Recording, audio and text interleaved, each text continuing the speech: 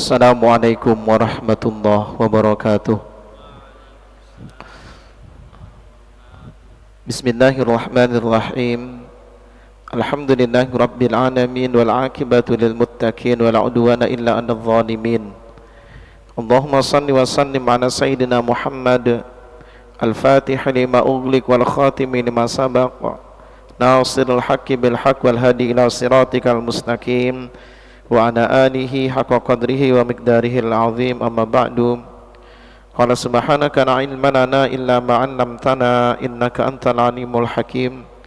La haula wa la quwwata illa billahil aliyyil azim. Alhamdulillah, puji syukur kehadirat Allah Subhanahu wa taala. Kita masih diberikan sehat wal afiat sehingga kita mudah untuk melaksanakan ketaatan dan melaksanakan segala aktivitas. Mudah-mudahan Allah selalu membimbing kita sehingga kita mudah untuk bersyukur, istiqomah menjalankan perintahnya sampai akhir hayat kita nantinya. Salawat dan salam selalu kita haturkan kepada baginda Nabi besar Muhammad sallallahu alaihi wasallam. Mudah-mudahan kelak kita semua mendapatkan syafaat beliau dari akhirat. Amin ya rabbal alamin. Kajian kita pada hari ini fikih jenazah ya. Fikih jenazah. Untuk hari ini kita fokus pada teori. Nanti minggu depan kita akan melaksanakan prakteknya. Gitu ya. Jadi minggu depan nanti panitia berarti mempersiapkan kain kafannya. Gitu ya. Kita praktek minggu depan. Ya, hari ini teorinya, minggu depan praktek. Ya. Baik. Ada beberapa hal yang perlu diperhatikan sebelum kita membahas tentang keadaan orang yang meninggal dunia. Ada orang yang sebelum meninggal dunia itu bisa sakit terlebih dahulu dan lain sebagainya. Rasulullah SAW itu pernah bersabda seperti ini. Aktsiru min dzikri hadzimil ladzat. Perbanyaklah oleh kalian mengingat sesuatu yang menyebabkan hilangnya nikmat-nikmat Allah Subhanahu wa taala, yaitu meninggal dunia. Karena pada hakikatnya kita nanti pasti akan meninggal dunia, gitu ya. Tidak ada yang hidup kekal abadi di dunia. Meskipun kalian usahakan supaya hidup ribuan tahun, ya tidak bisa. Pasti akan meninggal pada saatnya.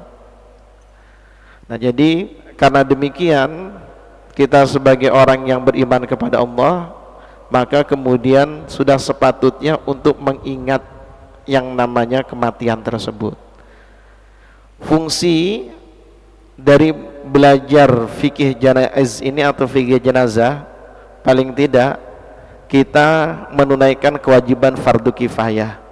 Orang lain yang mungkin tidak sempat belajar, ya kita yang belajar. Nah, itu fardu kifayah hukumnya. Nah, ada beberapa hal ketika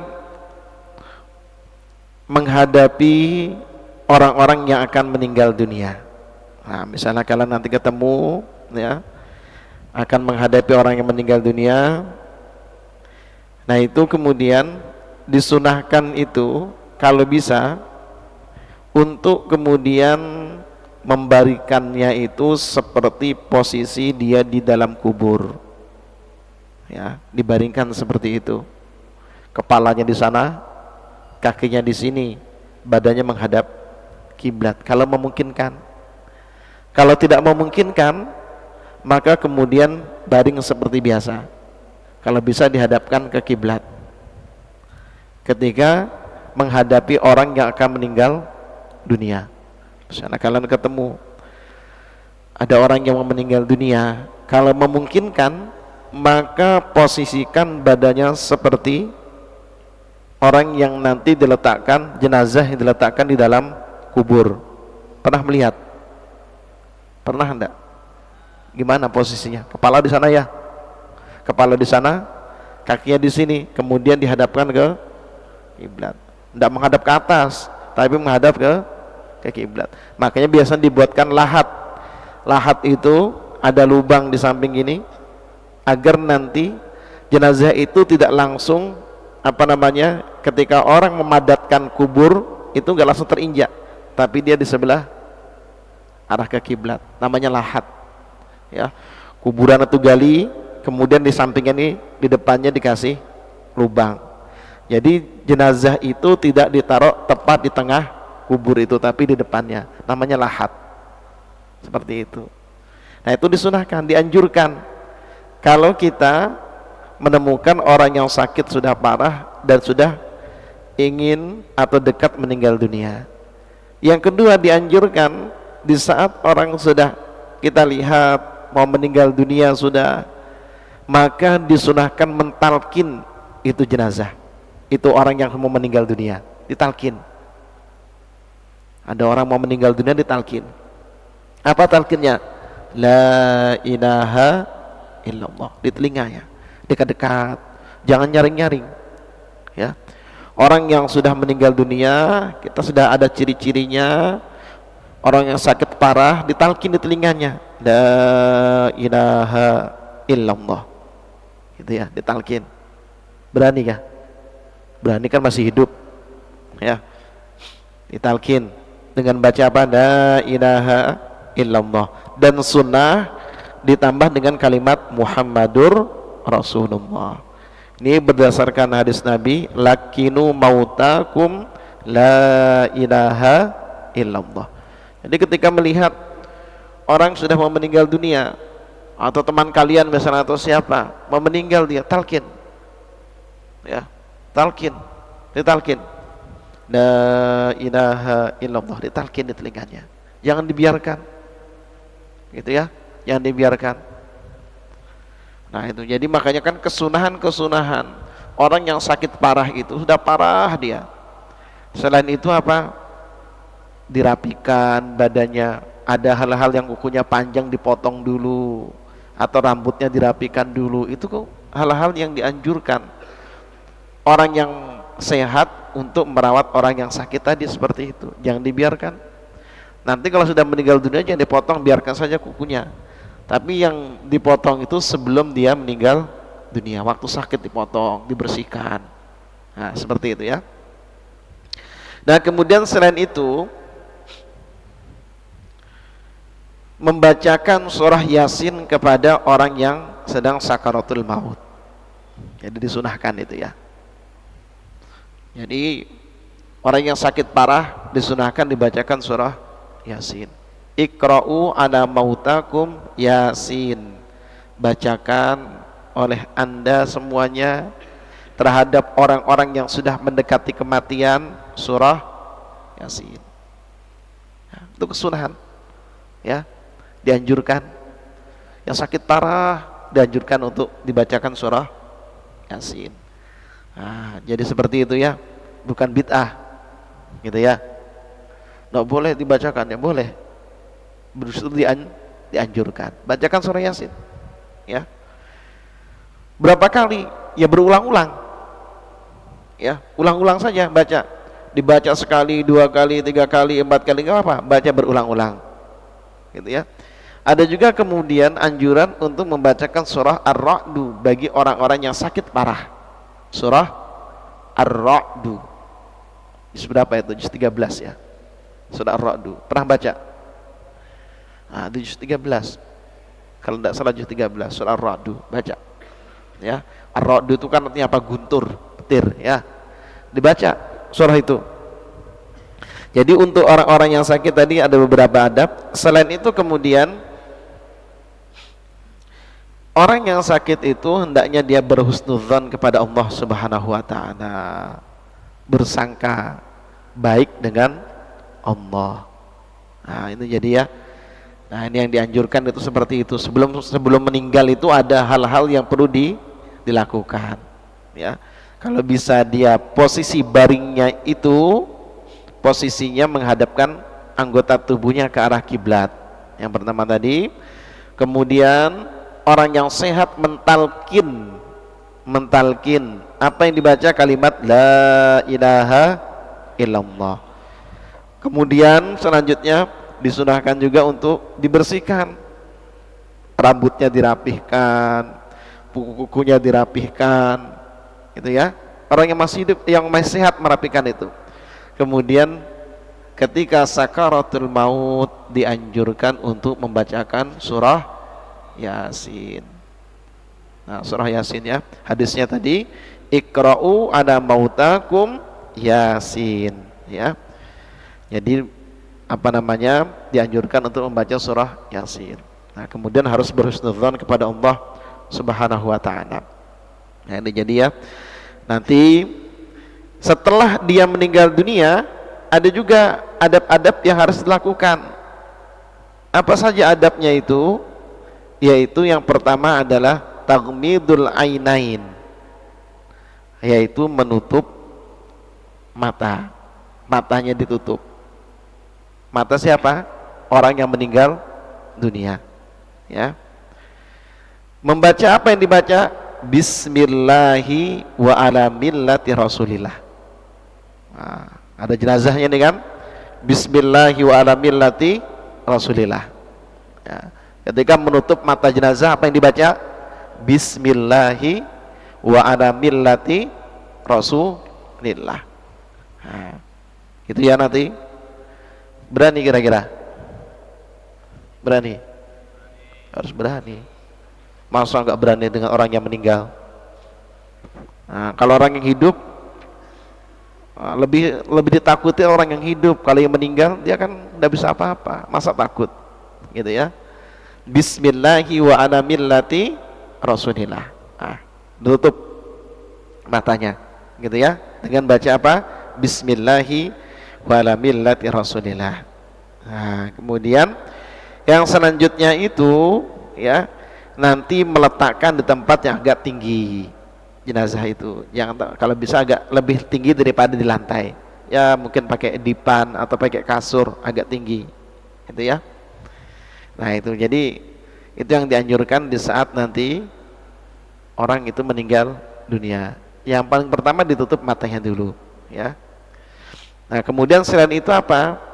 Nanti diikat, ini diikat kepalanya supaya tertutup mulutnya, ya, rahangnya diikat supaya mulutnya tertutup. Dianjurkan diikat juga, ya, dikencangkan supaya agak terbuka, ya. Nah kemudian, ya, yang selanjutnya itu mengarahkan jenazah itu ke arah kiblat, diarahkan ke kiblat. Selain itu dilepas baju-bajunya, lepas baju, diganti dengan kain yang tidak berkurung supaya nanti mudah untuk memandikan jenazah. Nah orang meninggal, di saat meninggal maka baju-bajunya dilepas semua, dilepas, diganti dengan penutup yang tidak berkurung, ya, supaya nanti mudah untuk memandikan. Nah mudah memandikan. Nah selain itu, nah, sudah itu semua dilakukan, memejamkan matanya, ya, kemudian meluruskan anggota-anggota yang bisa diluruskan, misalnya tadi bengkok tangannya. Nah biasanya ketika orang meninggal itu dia lemah, lemas dia tangannya, diluruskan, kakinya diluruskan, atau bungkuk badannya, biasanya kalau meninggal itu lemas, diluruskan. Kemudian selain itu apa? Diikat tadi ini, ya. Nah selain itu menghadapkan ke arah kiblat dan melepaskan baju-bajunya. Sudah itu semua selesai. Selanjutnya itu yang dilakukan adalah qada'ud dain, membayarkan hutang. Nah, jadi hutangnya dibayar. Makanya salah satu harta peninggalan itu sebelum dibagi sebagai warisan itu harus dibayarkan hutang. Ada orang meninggal dunia, maka harta bendanya itu dibayarkan hutang dulu.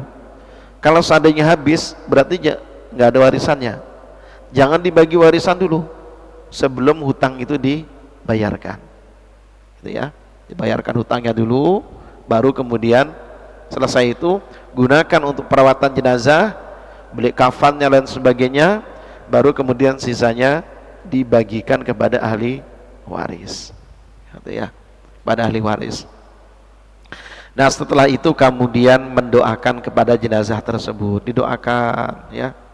Ya juzu li ahlil mait wa asdiqai ya takbilu wajhihi ya thabat fihi al hadis. Nah, kemudian kata Imam An-Nawawi boleh ya, boleh keluarganya dan teman-temannya itu mencium wajah jenazah tersebut. Ya, misalnya habis dimandikan atau sebelum dimandikan dicium jenazahnya, boleh enggak? Boleh. Gitu ya, boleh. Kerabat-kerabatnya, teman-temannya. Tapi kalau temannya harus yang lawan jenis, yang sama jenis, lawan jenis tidak boleh. Gitu ya. Laki-laki yang laki-laki tidak boleh, laki-laki mencium temannya yang perempuan tidak boleh. Haram. Ya. Suami istri boleh tidak mencium suaminya ketika meninggal dunia? Boleh.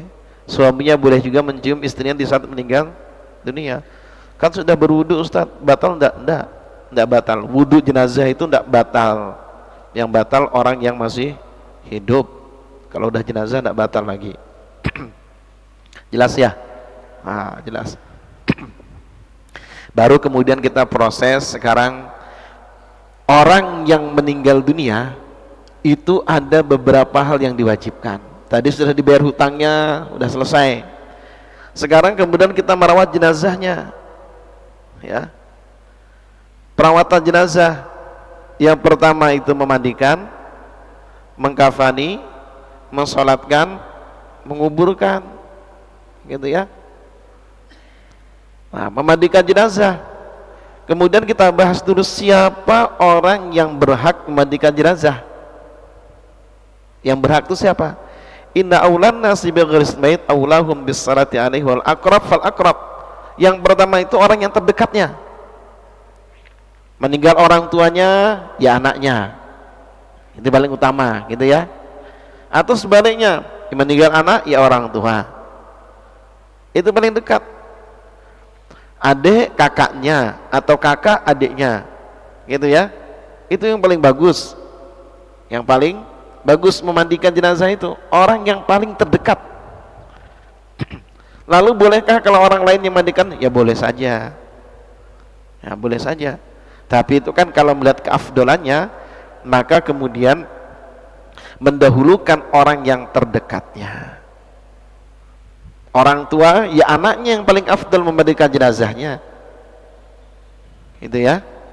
Itu paling afdal. Nah, seperti itu. Jadi orang-orang yang terdekat. Nah, kemudian kalau nggak ada orang-orang yang terdekat, maka boleh orang lain. Dengan syarat, kalau laki-laki, ya harus laki-laki yang memandikan. Kalau perempuan, ya harus perempuan yang memandikan. Seandainya di satu kampung misalnya ada jenazah yang meninggal dunia, orang yang meninggal dunia adalah laki-laki. Ternyata di sana itu tidak ada yang bisa laki-laki mandikan jenazah. Yang bisa hanya perempuan. Kampungnya terpencil di tengah hutan, jauh. Yang bisa mandikan hanya perempuan. Yang meninggal laki-laki, atau sebaliknya. Yang meninggal perempuan, yang bisa mandikan hanya laki-laki. Keluarganya gak ada yang berani semua. Nah, bagaimana yang seperti ini? Ini kan kasus. Yang seperti ini, maka caranya adalah ditayamumkan jenazah tersebut, tidak dimandikan. Tidak dimandikan, hanya ditayamumkan. Karena tidak boleh orang yang bukan mahramnya memandikan jenazahnya tersebut. Laki-laki tidak boleh mandikan jenazah perempuan kecuali dia suami istri, gitu ya. Kecuali suami istri, gitu, suami istri. Kalau enggak suami istri, anak misalnya boleh, tapi jangan melihat aurat besar, gitu ya, aurat besar. Nah, jadi ini yang kemudian perlu diperhatikan nanti memandikan jenazah, ya.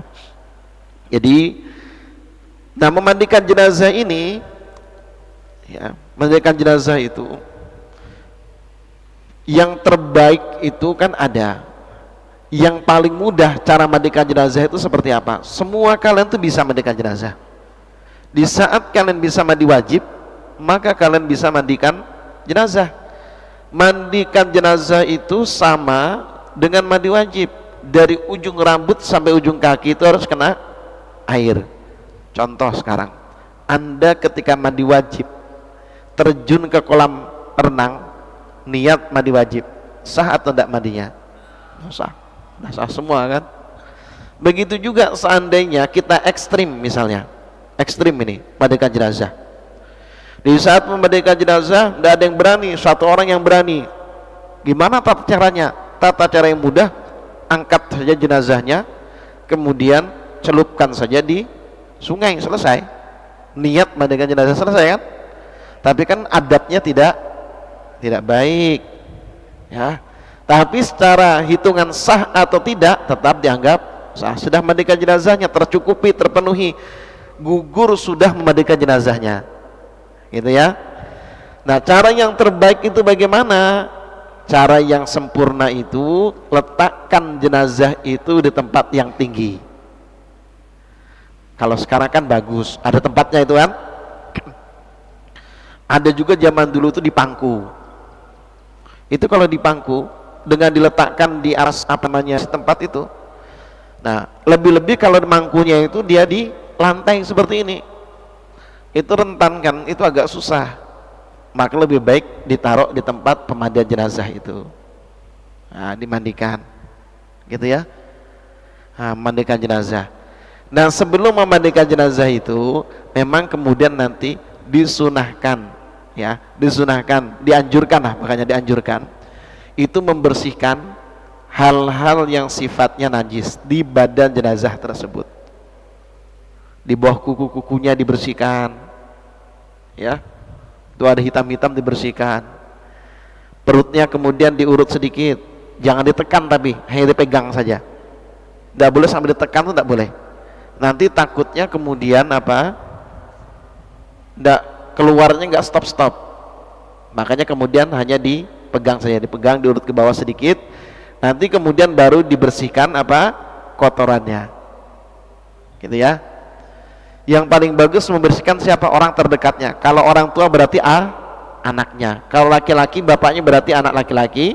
Kalau ibu anak perempuan. Menggunakan tangan kiri. Dianjurkan itu menggunakan kaos tangan, ya. Ketika membersihkan kubul dan dubur, depan dan belakang itu disunahkan menggunakan kaos tangan, gini ya. Jadi tidak boleh ini terbuka, ini tidak boleh ini. Harus menggunakan kaos tangan. Jelas ya. Nanti siapa tahu ada yang mau mandikan jenazah nanti kalian, ya. Nanti pulang kampung, ya, mau tidak mau. Kalian pulang kampung itu mau tidak mau ada hal-hal yang kemudian kalian harus bisa, meskipun itu tidak diajarkan di kampus, harus bisa masuk mandikan jenazah. Maka dibekali dengan hal seperti ini, ya, mandikan jenazah. Nah, kemudian selain itu, selain ditempatkan di tempat yang tinggi, mandikan jenazah itu kalau bisa di tempat yang sunyi dari orang. Artinya apa? Jangan di tempat ramai, dilihat banyak orang, jangan. Itu ya. Pemandi jenazah itu harus orangnya yang amanah. Nggak boleh nggak amanah. Diceritakan aibnya, macam-macam diceritakan, nggak boleh. Gitu ya. Ketika Anda kemudian siap memandikan jenazah, Anda siap untuk tidak menyebarkan aib jenazah tersebut. Ya, bisa dipahami ya. Nah, jadi seperti itu, nggak boleh menyebarkan aib. Makanya kemudian dianjurkan diletakkan di tempat yang tinggi dan tempat yang tidak ramai orang. Nah, makanya ditutup mandikan jenazah itu. Jangan orang banyak, laki-laki perempuan bisa melihat semua, jangan. Kenapa kemudian tidak dianjurkan demikian? Karena nanti takut menjadi fitnah. Apalagi di video. Sekarang ini kan serba digital, semua di video. Mandikan jenazah di video, jangan, gitu ya. Nanti kalau tersorot kemudian aurat yang besar justru nanti menjadi hal yang tidak baik. Kalau ada sesuatu yang tidak layak dilihat ketika di video menjadi fitnah. Nah, itu perlu diperhatikan di saat mandikan jenazah. Jangan di video, gitu ya, jangan di video. Ya. Nah, itu ketika mandikan juga apa namanya tetap tertutup dengan menggunakan kain tadi. Jangan dibuka misalnya telanjang bulat, jangan, nggak boleh ya. Harus tetap menggunakan penutup tadi. Dan selanjutnya itu orang yang memandikan itu harus perlahan-lahan ketika menumpahkan air, pelan-pelan airnya ditumpahkan. Air yang digunakan adalah air mutlak, air yang suci dan mensucikan, bukan air kembang, bukan air kapur barus, bukan air sabun. Itu semua pelengkap. Air kapur barus, kembang atau sabun itu pelengkap ya. Yang intinya memandikan itu menggunakan air mutlak. Terakhir setelah memandikan itu biasanya disiram dengan air kapur barus. Sudah selesai semua baru disiram dengan air kapur barus. Tujuannya itu supaya ini apa namanya, kulit jenazah itu nggak licin ya, dan baunya juga harum gitu ya. Nah itu jadi itu kenapa kapur barus biasanya ya. Nah kemudian dianjurkan itu selain itu apa, memulainya dari kepala, mandi itu dari kepala sampai kaki, kepala sampai kaki gitu ya. Nah bisa mudah aja, mudah. Haruskah orang memandikan itu berniat? Tidak harus, tapi dianjurkan berniat. Sengaja memandikan jenazah ini karena Allah, ya sudah. Seandainya nggak berniat pun tetap dianggap sah mandinya itu, mandi jenazahnya itu gitu ya. Yang penting sesuai dengan ketentuannya, semua anggota tubuhnya terkena apa, air ketika memandikan gitu ya. Lalu kemudian jenazah, nah ini kasus-kasus ini yang perlu kalian perhatikan. Ada jenazah itu yang misalnya habis operasi, lalu ada misalnya jahitan-jahitan ya, apakah harus dilepas? Tidak usah, biarkan itu jahitan gitu ya. Kalau seandainya itu perban, ada perbannya misalnya di bekas jahitan itu, apakah harus dilepas? Maka dilihat, kalau sekira-kira dilepas itu kemudian menyebabkan apa namanya, keluar sesuatu dari dalam situ, maka gak usah dilepas, biarkan. Tapi kalau aman maka dilepas. Tapi ketika ada aman, dilepas itu perbannya itu, ada misalnya kayak plester orang habis apa operasi itu kalau misalnya dilepas, misalnya nggak aman, kondisi dalam perutnya itu keluar, maka jangan dilepas, mandikan seperti itu. Bisa dipahami ya? Ya, jadi jangan memaksakan ketika mandi jenazah, jangan memaksakan. Termasuk nanti gigi palsu. Ada orang meninggal pakai gigi palsu ya, gigi palsu. Haruskah dilepas gigi palsunya? Gigi palsu yang ditanam tidak dilepas, biarkan saja gigi palsunya. Tapi kalau gigi palsunya emas, maka harus dilepas. Ada yang pakai gigi emas? Ada? Nggak ada ya. Makanya jangan dianeh-anehkan, gigi jangan dimacam-macami, apalagi gigi pakai emas. Nanti kalau meninggal menyusahkan orang yang hidup gitu ya. Kalau gigi emas harus dilepas gitu ya. Nah itu jelas ya untuk mandikan ya. Nah setelah kemudian nanti apa namanya, selesai memandikan, nanti baru kemudian mewudukkan jenazah tersebut, diwudukkan. Wudunya itu yang wajib saja, rukun wudunya saja, kumur-kumur nggak usah, masukkan air ke hidung nggak usah, nanti jenazahnya kembung perutnya gitu ya. Jadi hanya cukup 6 rukun wudu itu saja yang dilakukan gitu ya, mewudukkan jenazah. Mewudukkan jenazah ini boleh di awal sebelum memandikan atau boleh di akhir setelah memandikan jenazah, dua-duanya boleh gitu ya. Setelah jenazah itu diwudukkan, maka jenazah itu nggak pernah batal lagi sudah. Artinya apa? Saat dicium nanti oleh istrinya atau suaminya, nggak batal jenazah itu gitu ya. Yang batal orang yang hidup. Nah kemudian selanjutnya itu mengkafani jenazah. Nah, singkat aja nih ya, kafan jenazah itu kalau laki-laki 3 helai, Nanti minggu depan kita praktek. Nah, praktek tadi apa? Persiapannya beli kain kafan, harus ada kain kafannya. Kalau enggak bisa. Nah, beli kain kafan untuk praktek minggu depan. Nah, minggu depan praktek. Perempuan 5 lapis. Nanti latihan minggu depan itu kita latihan buat bajunya bagaimana, buat sarungnya, celana dalamnya, kerudungnya, itu minggu depan. Gitu ya. Nah, hari ini kita teori dulu. Nah, disunahkan itu kafan itu kan berwarna putih yang pertama. Seandainya nggak putih bolehkah? Boleh. Pink misalnya, ya boleh aja. Ya, senang warna pink hidupnya, ya kasih aja pink. Gitu ya. Senang warna hitam misalnya, kasih aja hitam. Boleh saja. Tapi yang bagus itu warna putih. Laki-laki 3 helai, perempuan 5 helai. Gitu ya, 5 dan 3. Kalau seandainya tidak ada, cuma 1 helai saja, ya 1 saja tidak apa-apa. Yang penting menutup auratnya. Jelas ya? Nah, misalnya cari-cari tidak ada, jangan dipaksakan. Nah, jangan dipaksakan. Yang ada saja digunakan untuk menutup jenazah yang tersebut. Nah, itu jadi gitu ya. Nah, nanti mengkafani itu, nanti kan di sana diperlukan di setiap rongga-rongga yang berlubang itu dianjurkan untuk menutupnya dengan kapas.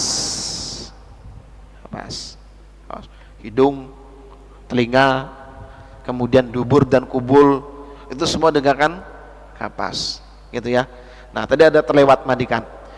Di saat kalian memandikan jenazah, yang jenazah itu misalnya jenazah orang yang meninggal karena tenggelam, sehari nggak ketemu, 2 hari, 3 hari baru ketemu, gitu kan? Kondisi jenazahnya itu sudah tidak normal ya, mungkin ada baunya yang kurang sedap dan sebagainya. Itu bagaimana cara mandikannya?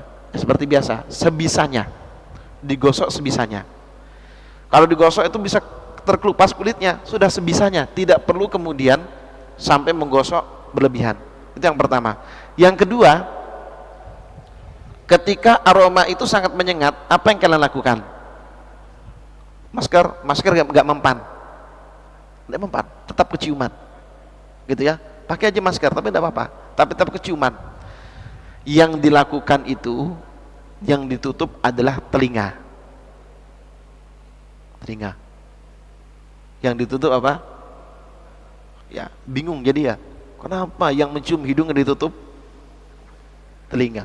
Kalau kalian memandikan jenazah yang mohon maaf tadi baunya gak nyaman itu, kalau nutup hidung kalian bisa mati, gak bisa napas.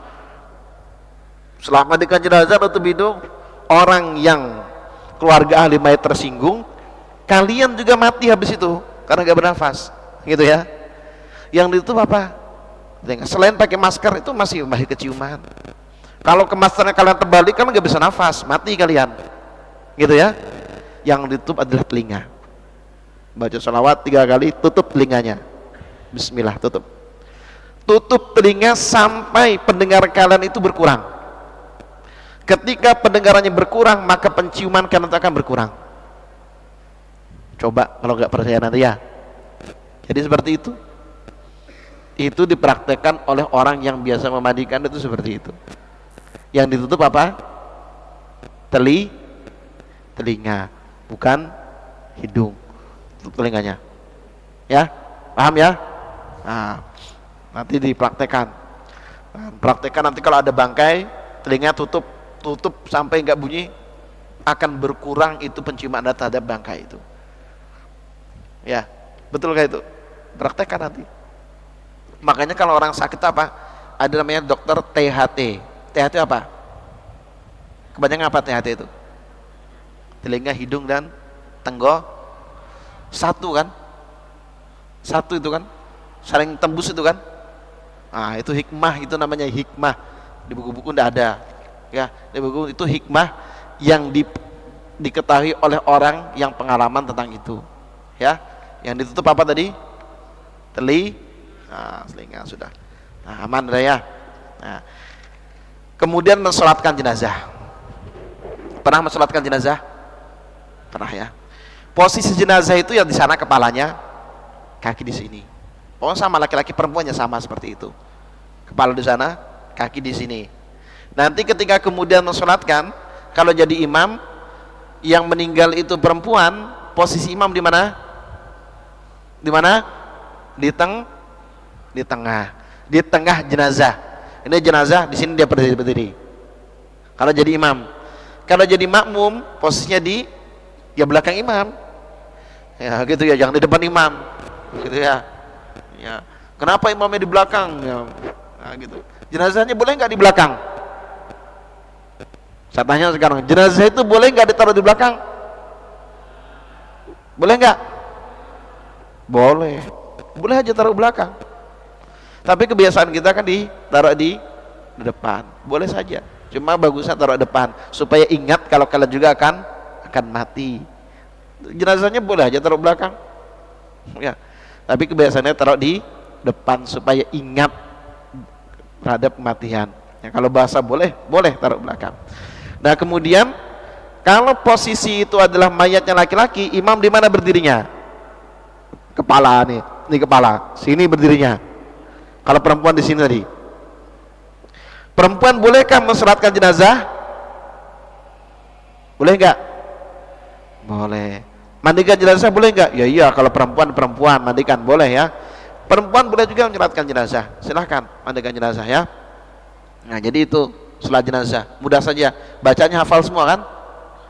Nah, minggu depan langsung praktek berarti. Praktek sholat, praktek mengkafani, praktek mandikan. Lengkap itu sudah. Nah, jadi gitu ya. Minggu depan aman.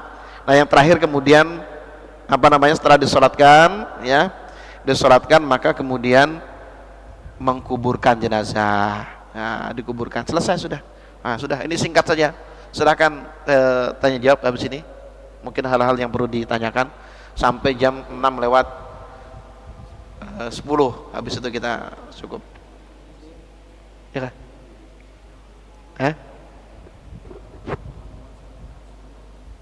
Lewat 7. Ya, lewat 15. Ya. Oke. Silakan. Baik teman-teman dan hadirin sekalian, kita memasuki sesi yang kedua, yaitu sesi diskusi tanya jawab. Kita beri kesempatan kepada teman-teman yang ingin bertanya kepada Ustadz mengenai materi pada hari ini.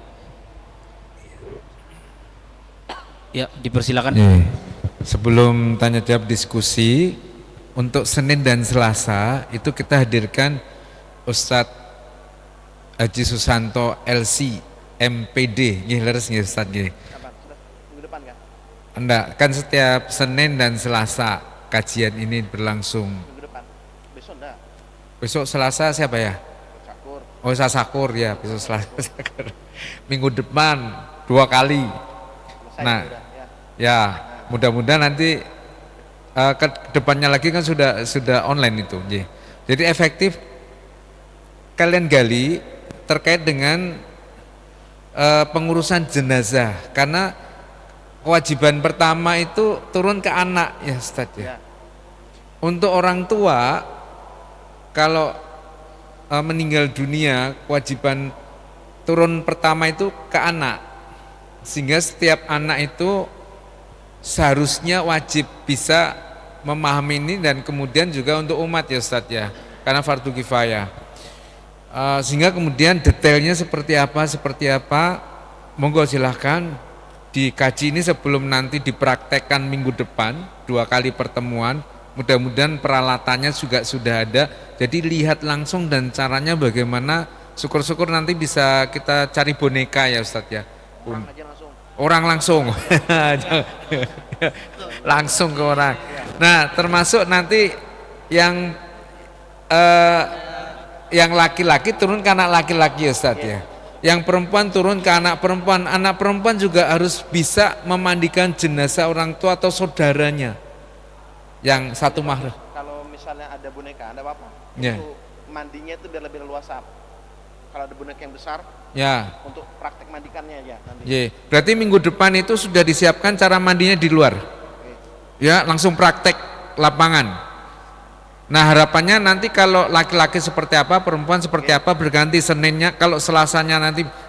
Kenapa praktek? Karena kan kalian masih kuliah sampai sore ini, tidak bisa kemudian bareng-bareng gitu kan, karena harus persiapan, mandi, ganti baju segala macam. Sehingga praktek itu kalau hanya 10 orang, 20 orang tetap jalan, maksudnya gitu. Nah ini ilmu luar biasa dengan beliau, jangan sampai kita lewatkan. Nah nanti pematangannya praktek langsung berikut-berikutnya. Harus sampai bisa mengurusi jenazah itu seperti apa, memandikan segala macam, kemudian mengafani, mensolatkan ya Ustadz ya, karena banyak yang tidak bisa dan tidak berani untuk memimpin sholat jenazah. Nah seperti apa, sehingga kemudian ini menjadi ilmu yang luar biasa. Kalau di luar itu ada pelatihan bayar ya Ustadz ya, sampai berapa ratus ribu begitu sampai bisa, sampai dapat sertifikat ya Ustadz ya, sehingga kemudian kalian terjun ke masyarakat bisa mengurusi rukun kematian. Nah seperti itu. Oke, selanjutnya silakan, masih ada waktu Ustadz. Kan kita buka puasa itu kan 6.32 Ustadz. Nah harapannya Ustadz juga ikut buka puasa di sini.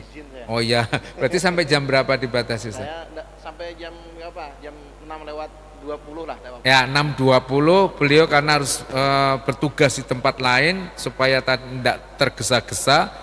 Nanti jam 6.20 di closing. Silahkan Ananda semua penasaran, mungkin ada yang pernah, ada yang sudah pernah pelatihan, ada yang pernah bahkan praktik gitu kan, ada yang sama sekali tidak tahu. Terus ini Ustadz, yang berkembang itu kan harus menjaga aib-aib ya Ustadz ya, menjaga aib-aib jenazah itu yang kadang tidak bisa ditahan. Jadi seorang yang mengurusi jenazah itu Ustadz kadang malah menceritakan, padahal itu menutup aib segala macam. Terus bagaimana sampai harus menyentuh kemaluannya seperti apa, kemudian menceboinya itu seperti apa, kan sesuatu yang di luar kebiasaan, harus nyeboin badannya orang lain walaupun itu ayahnya sendiri. Nah seperti itu. Nah monggo, mungkin ada yang mau ditanyakan atau mau mengawali praktek-prakteknya nanti seperti apa. Jadi nanti insya Allah pekan depan ya, yang Seninnya itu untuk praktek laki-laki, yang Selasanya untuk praktek perempuan. Tapi bisa boleh melihat ya Ustadz ya, ketika mempraktekkan yang laki-laki, yang putri boleh melihat. Yang ketika yang mempraktekkan perempuan, yang laki-laki boleh melihat, supaya menjadi ilmu yang bermanfaat. Monggo silahkan. Bismillahirrahmanirrahim. Assalamualaikum warahmatullahi wabarakatuh. Perkenalkan, nama saya Muhammad Zaki Maulana. Saya mahasiswa semester 2 dari program studi manajemen dakwah. Izin bertanya Ustadz, ini saya punya 2 pertanyaan. Pertanyaan yang pertama, gimana Ustadz jikalau ada kasus terus jenazahnya ini bekas kecelakaan yang sampai anggota tubuhnya itu berceceran, ada yang terpisah-pisah atau sampai semisal isi dari tubuhnya itu ada yang entah berentah kemana. Nah itu cara memandikannya seperti apa Ustadz? Apakah harus kita kumpulkan, kita cari betul-betul sampai terkumpul semuanya? Lalu yang pertanyaan kedua ini, jikalau kita ingin mentalikinkan orang yang sakaratul maut Ustadz, saya pernah dikasih tahu sama guru saya kalau semisal kita ingin mentalkinkan orang yang sakaratul maut itu cukup dengan kalimat Allah saja.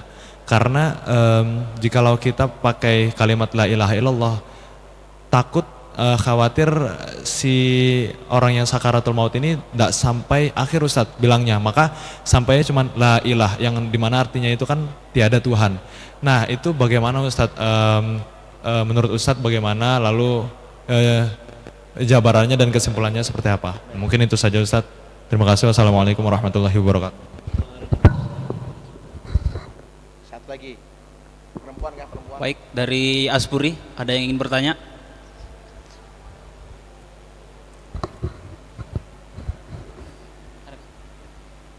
Ada itu.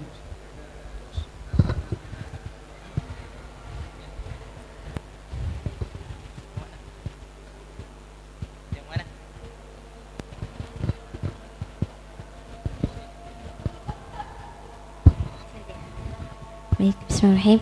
Assalamualaikum warahmatullahi wabarakatuh. Jadi saya izin bertanya tentang proses penguburan, Ustaz. Semisal seorang jenazah ini ialah ibu yang sedang mengandung. Nah, dengan usia janin yang sudah berbentuk 4 atau 5 itu, Ustaz. Nah, apakah jika ibu dan bayinya ini meninggal, proses penguburannya itu apakah harus terpisah? Jadi bayinya dikeluarkan atau bersama ibunya? Itu, Ustaz. Sekian. Assalamualaikum warahmatullahi wabarakatuh. Waalaikumsalam. Langsung saya jawab ya. Yang pertama, tadi kasus jenazah yang terpisah gara-gara kecelakaan, ada kecelakaan pesawat, kecelakaan dan lain sebagainya ya. Nah, cara mandikannya bagaimana?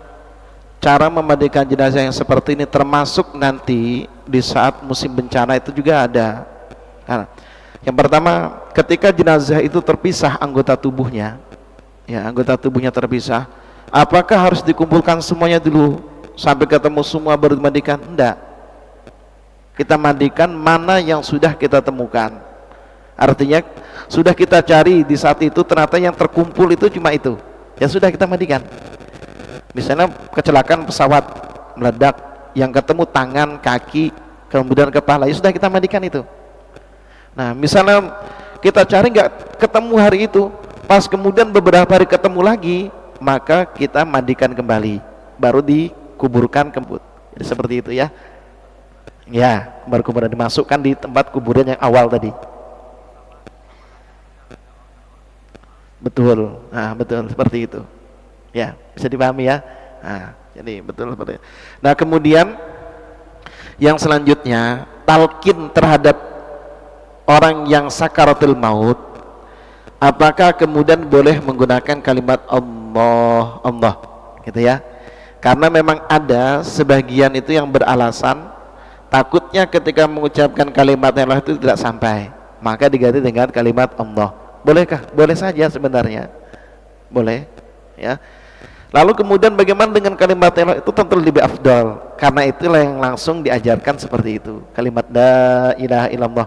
Kalau ditakutkan kemudian jenazah itu tidak sampai, harapan kita memang orang itu ingin mengucapkan sampai, kan bukankah niat yang sudah ditancapkan itu menjadi hal yang baik untuk orang tersebut. Jadi nggak apa-apa, talkinkan saja la ilaha illallah. Seandainya kemudian dia mengucapkan baru illa kemudian meninggal, harapan kita yang mudah-mudahan sampai juga dia tetap mengucapkan kalimat tersebut. Nah, kita kan kadang kan seperti ini, kondisi orang yang mau meninggal itu nggak sama. Ada ketika ditalkin dia itu hanya berdiam diri, tapi sebenarnya dia baca, mengikuti, tapi nggak bisa dia baca, mengucapkan itu tidak bisa dia. Ada juga yang bisa mengucapkan langsung. Maka kita berhusnudzon tadi, itulah yang penting, berhusnudzon terhadap orang yang menghadapi sakaratul maut, seperti itu ya. Nah, jadi dua-duanya boleh saja. Nah, kemudian jenazah yang kemudian meninggal dunia dalam keadaan mengandung, ini nanti akan dicek oleh dokter, lebih-lebih yang mengandung 9 bulan misalnya atau 7 bulan, meninggal ibunya, akan dicek dulu apakah janin itu masih hidup, gitu ya. Kalau masih hidup akan dikeluarkan, harapannya nanti mudah-mudahan ini bisa hidup, dikeluarkan janinnya. Tapi kemudian kalau janinnya itu meninggal dunia, janinnya sudah meninggal dunia juga, maka tidak perlu dikeluarkan untuk kemudian dikuburkan terpisah dengan ibunya. Nah, udah dikuburkan bersama ibunya, karena dia belum keluar, belum dianggap sebagai orang yang hidup, maka dikuburkan bersama ibunya. Tapi ketika dicek ternyata masih ada denyut nadinya si janin tadi, maka dikeluarkan. Kalau itu 7 bulan atau 9 bulan, kan bisa prematur kalau 7 bulan ya. Nah, itu dikeluarkan. Sebab itu dia masih hidup. Nah, akan dicek, ada yang ahli dokter tentang itu, dicek dulu. Kalau misalnya ada janin itu masih hidup, maka harus dikeluarkan. Tapi kalau dicek ternyata meninggal dunia, maka tidak perlu dikeluarkan, dimandikan ibunya dimandikan sudah cukup untuk anaknya, dikuburkan ibunya sudah cukup untuk anaknya tersebut, tidak perlu dikeluarkan. Karena kalau dikeluarkan akan menyakiti jenazah tersebut. Tapi kalau tadi sudah 7 bulan atau 9 bulan, maka harus dicek. Kalau hidup janinnya itu wajib dikeluarkan, Yang wajib dikeluarkan. Karena kita nggak boleh mengubur orang yang masih hidup, gitu ya. Mengubur orang masih hidup nggak boleh. Nah, tapi kalau tadi 3 bulan, 4 bulan, itu kan belum belum ada bentuk tubuhnya, belum sempurna sebagainya ya, maka dikuburkan bersama ibunya, tidak perlu kemudian dibedah seperti itu ya. Nah, jelas. Dan silakan, masih ada waktu kalau ada pertanyaan lagi. 2 lagi, silakan.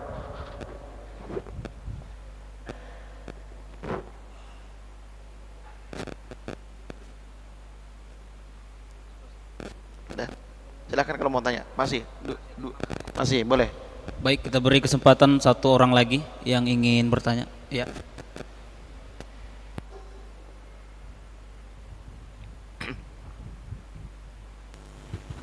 Assalamualaikum warahmatullahi wabarakatuh. Waalaikumsalam.